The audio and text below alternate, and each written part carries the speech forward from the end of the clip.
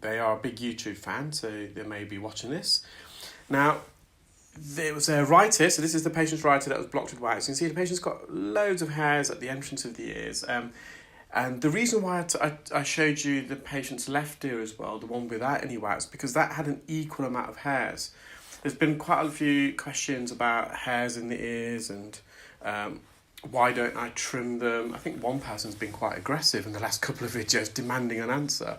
Well, the reason why we don't always remove hairs from the ears is because there's no clinical need to. As I've just demonstrated, this patient's left ear had just as equal amount of cilia, hairs, actually more located on the tragus and the concha bowl, and just at the entrance of the ear, and they still didn't have any earwax. So there's this, sometimes, yes, if you've got massive amount of wax and a certain, hairs in the ear, it can mat against the wax and prevent it from migrating, but not always. And I'm not a barber, so I'm not here to trim hairs from the ears. Then we've got to think about infection control. You've got all these hairs flying around in the room before I come for the next client. The clippers, the shavers, how do we sterilise that? So when surgeons perform surgery in an operating theatre, all this equipment's sterilised. They have an autoclave machine. We don't, and they have to trim the hairs to open up the flesh where they're going to make the incision. So it prevents it, so they can make a smooth incision. It's not going to get infected by any hairs. And me removing these hairs are not going to stop the wax from coming back. As a viewer, you may not like that, but I'm performing the procedure not for the viewer. I'm performing the procedure for the patient, and the patient doesn't need the hairs extracted, pulled out or shaved. And there is a few hairs that I will pluck out as part of the procedure, and you'll see that with the forceps a bit later on.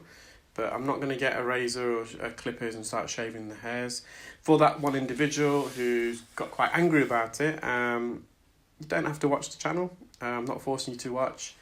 I think they've made a couple of comments. I've refrained from commenting back in notes, but as I said, I'm not performing the procedures for the viewers. I'm performing it for the patient who attends, and I think I've given quite a few examples of reasons why I don't want to trim these hairs.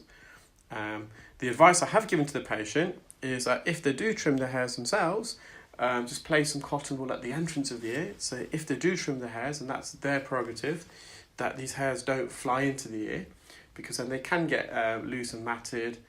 But I've got a few hairs in my ears, it's not causing any problems. Anyway, so we tried to use suction initially, and it's quite a narrow ear canal. The consistency of wax is not very susceptible to suction, so I'm using a hook and Jobson horn. Eventually I do remove this with an ear hook, and it's a solid piece. So again, just going back into the ear hook, trying to get in behind. I'm just rolling it forwards. Now, the reason why this patient's getting a wax build in this ear and not their left ear, which is equally as hairy, is because of the anatomy of the ear. This ear is a lot narrower and bendy and twisty near the entrance. This wax, as it's trying to migrate naturally, whereas it can in the left ear, in this right ear, it can't, because you can see just how narrow it is. Now, this is where, as I'm removing some wax out of the ear, there's some hairs that are matted to it, which are plucked out.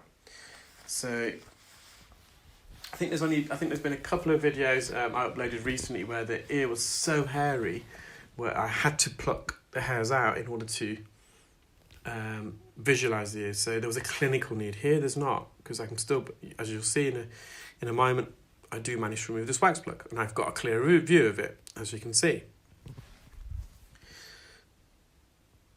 So I'm just going to glide the hook in behind again. So I created an opening at the top,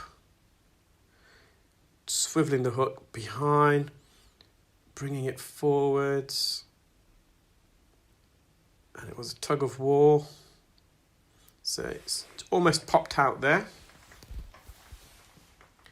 So it's almost half hanging out of the ear now. So I thought, let me try the forceps again now. See if I can get a grip and pull this out.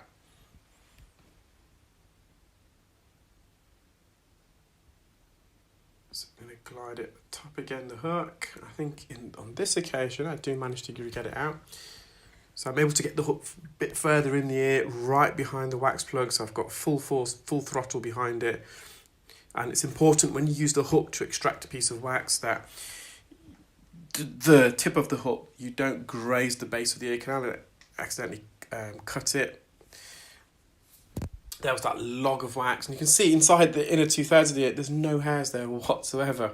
You trim these hairs, they're just going to grow back a lot quicker than the wax will be able to migrate. So, as I said, there's no clinical need here. It's just the narrowness of the ear. The inside of the ear, there's no hair follicles there whatsoever.